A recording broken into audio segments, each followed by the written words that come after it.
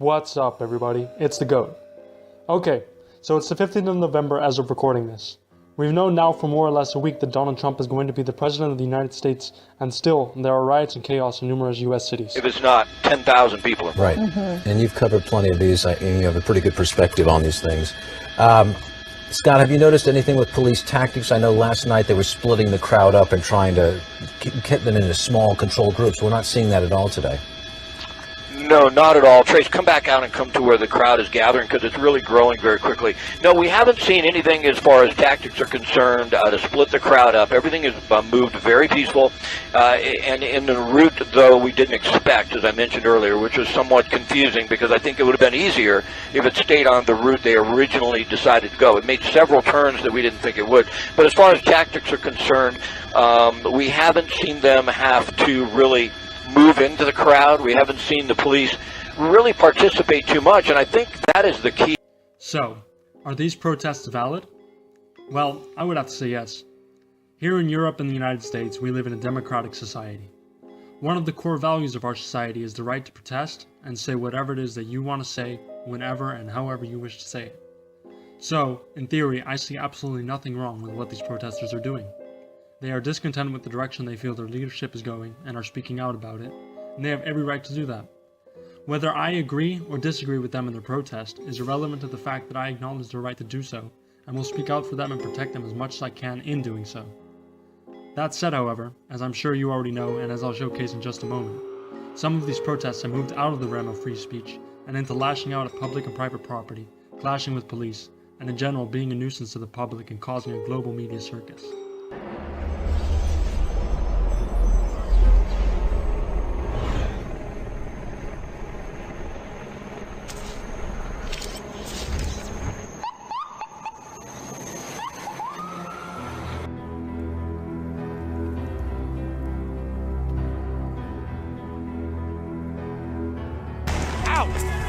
Shit! Right! Look at it! Hey, I got the same Roman candles! Now fired onto the crowd for a second time. Violence has erupted. They are firing rubber bullets and smoke grenades.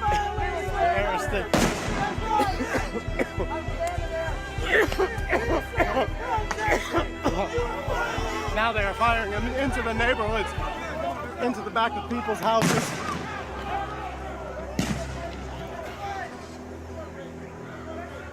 We will continue to broadcast.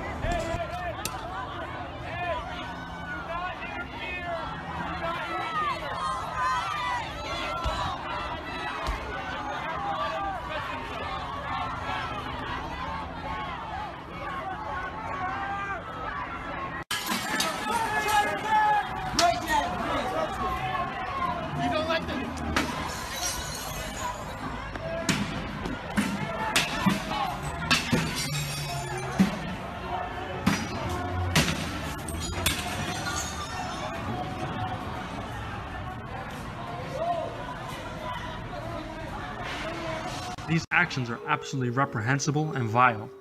I'll never understand the point of such riots. The anger and sense of defeat I can completely comprehend, and the will to speak out about the displeasure is totally understandable. But to destroy your fellow citizens' property and to attack them as well as law enforcement just baffles me.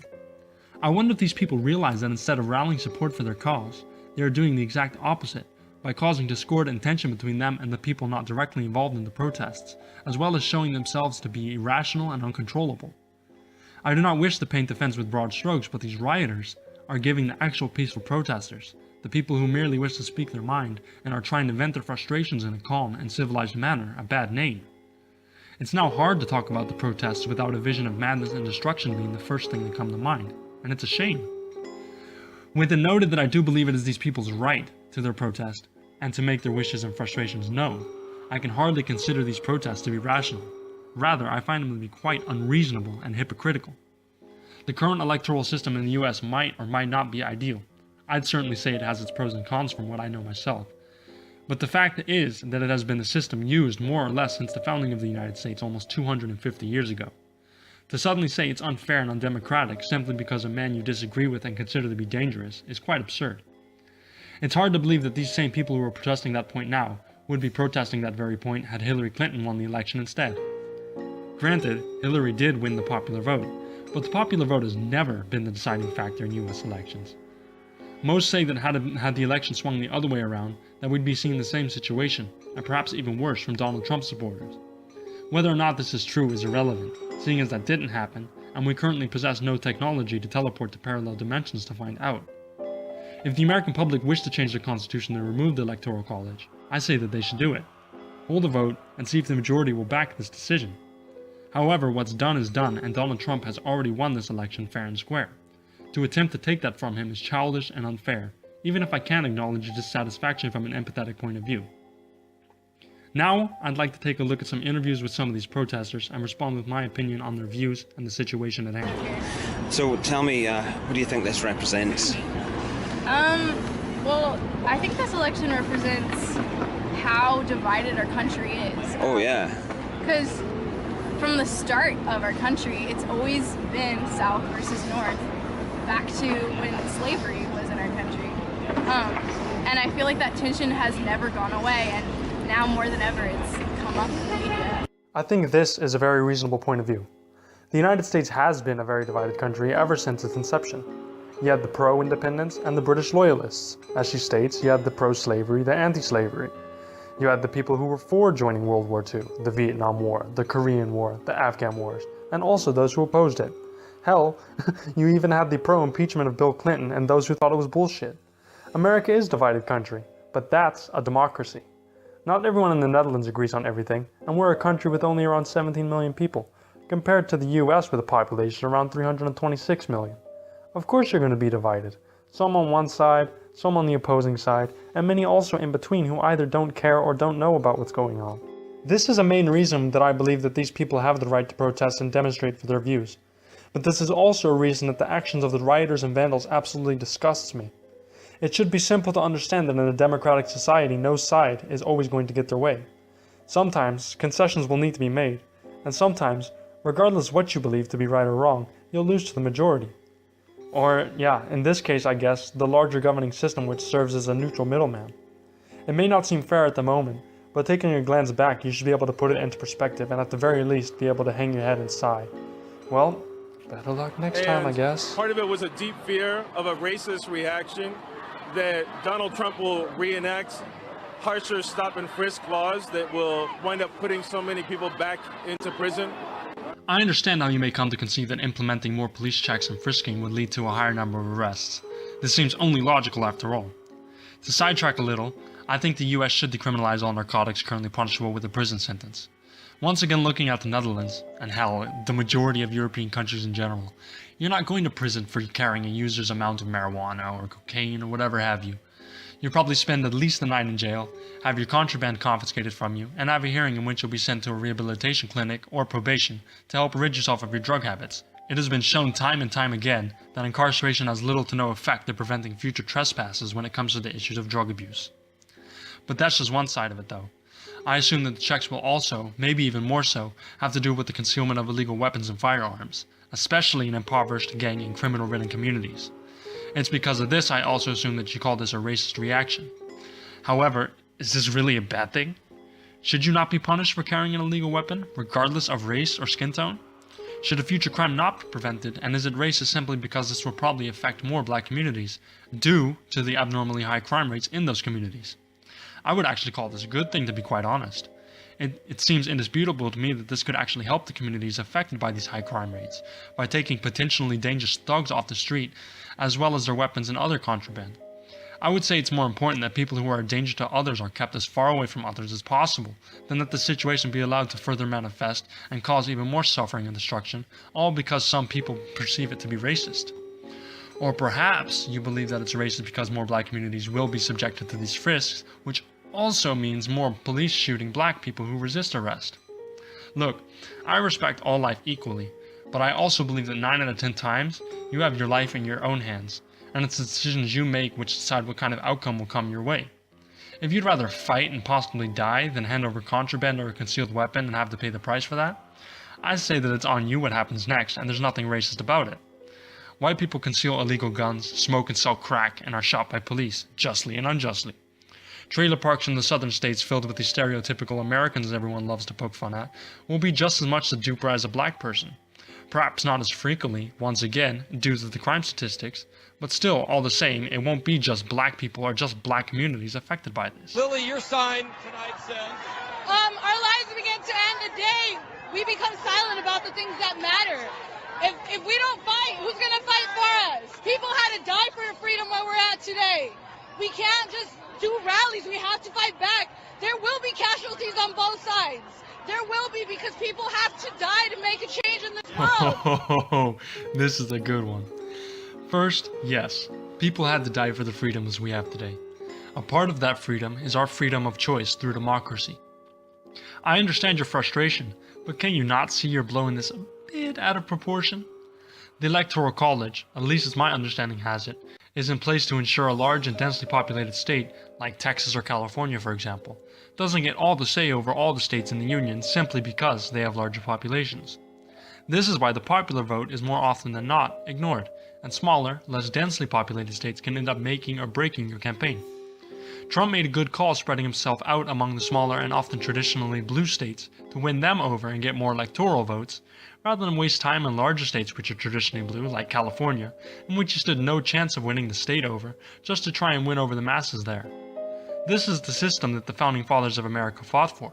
So by going against their call, are you not yourself disrespecting the blood which was spilled in the founding of your nation? Stop splitting families. Don't split my family. And you're fearful that you're going to lose friends and relatives to deportation? Yeah, a lot. Friends, family, even all races. Not just my Hispanic culture, but the rest of the races. Don't take away our rights. You know, impeach Donald Trump. That's what he needs to get impeached. Secondly, I have to guess this "don't split my family" rhetoric has to do with you being of visible Latina descent and him speaking openly about enforcing more strict immigration laws. This is a point I have never understood the opposition of.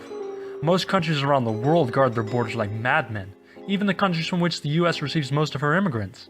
Why should America not do the same? Especially when not doing so is at the detriment of the economy and the people at large. And why would he be splitting your family? Are you openly admitting that your family is there illegally? Then I'm sorry, but you should be escorted to the border and forced to apply for citizenship, as every respectable person looking to live and work in a foreign country has to. It's not taking away your rights by telling you and other people that want to live there that they have to apply for citizenship and pay taxes. It's upholding the law, and just common sense in general. Alright, let's do one more. Okay, so how do you feel about, presumably you're quite down about the election? About the election? Oh yeah, I'm mad and I am terrified for myself and everyone else around me, all of my friends. And what do you think this represents, the election result?